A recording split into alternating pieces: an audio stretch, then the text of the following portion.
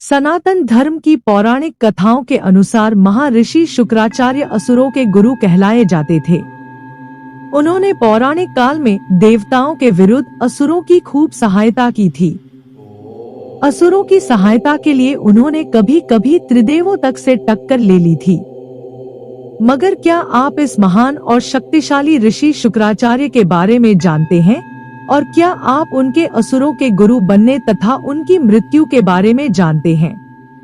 अगर आप गुरु शुक्राचार्य के बारे में ये सब जानना चाहते हैं, तो कृपया इस वीडियो को अंत तक जरूर देखिएगा, ताकि आपको संपूर्ण जानकारी मिल सके।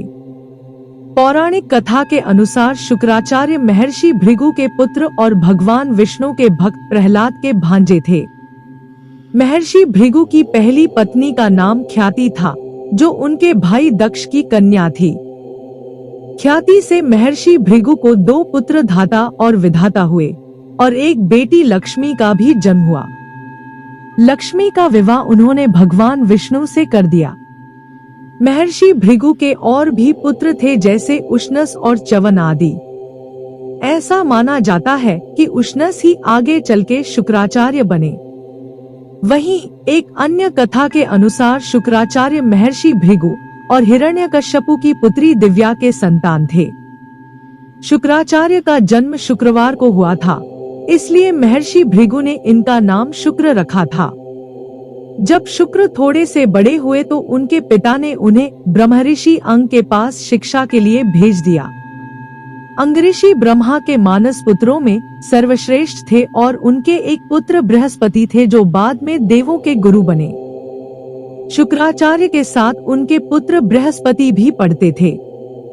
माना जाता है कि शुक्राचार्य की बुद्धि बृहस्पति की तुलना में ज्यादा कुशाग्र थी, लेकिन फिर भी बृहस्पति को अंगऋषि के पुत्र होने की वजह से उन्हें ज्यादा अच्छी शिक्षा मिलती थी, जिसके चलते एक दिन शुक्राचार्य ईर्ष्यावश उस आश्रम को छोड़ के सनक ऋषि और गौतम ऋषि से शिक्षा लेने लगे। शिक्षा पूर्ण होने के बाद जब शुक्राचार्य को पता चला कि बृहस्पति को देवों ने अपना गुरु नियुक्त किया है, तो उन्होंने भी ईर्ष्यावश दैत्यों के गुरु बनने की मन में ठान ली।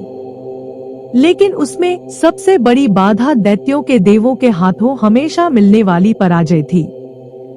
इसके बाद शुक्राचार्य मन ही मन ये सोचने लगे कि अगर वह भगवान शिव को प्रसन्न करके उनसे संजीवनी मंत्र प्राप्त कर लेते हैं, तो वह दैत्यों को विजय दिलवा सकते हैं। इसके बाद उन्होंने भगवान शिव की कठोर तपस्या शुरू कर दी। उधर देवों ने मौके का फायदा उठा के दैत्यों का संहार आरंभ कर दिया। शुक्राचार्य को तपस्या में जान के दैत्य उनकी माता के शरण में चले गए। ख्याति ने दैत्यों को शरण दी और जो भी देवता दैत्य को मारने आता, वे उसे मूर्छित कर देती या फिर अपनी शक्तियों से लकवाग्रस्त कर देती। ऐसे में दैत्य बलशाली हो गए और धरती में पाप बढ़ने लगा। तब धरती पर पुनः धर्म की स्थापना के लिए भगवान विष्णु ने शुक्राचार्य की मां यानी भृगु ऋषि की पत्नी ख्याति का सुदर्शन चक्र से सिर काट के दैत्यों के संहार में देवों की और समूचे जगत की मदद की। जब इस बात का पता शुक्राचार्य को लगा तो उन्हें भगवान विष्णु पर बड़ा क्रोध आया और उन्होंने मन ही मन उनसे बदला लेने की ठान ली। वो एक बार फिर भगवान शिव की तपस्या में लीन हो गए और कई सालों की घोर तपस्या के बाद भगवान शिव ने उन्हें मृत संजीवनी का मंत्र दे दिया। फिर शुक्राचार्य ने दैत्यों के राज्यों को पुनः स्थापित कर अपनी मां की मृत्यु का बदला ले लिया। यही कारण रहा था कि तब से शुक्राचार्य और भगवान विष्णु एक दूसरे के शत्रु बन गए।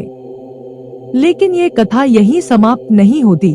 उधर महर्षि भृगु को जब इस बात का पता चला कि भगवान विष्णु ने उनकी पत्नी ख्याति का वध कर दिया है, तो उन्होंने भगवान विष्णु को श्राप दे दिया कि उन्होंने एक स्त्री का वध किया है, इसलिए उनको बार बार पृथ्वी पर मां के गर्भ से जन्म लेना होगा और गर्भ में रहकर कष्ट भोगना पड़ेगा।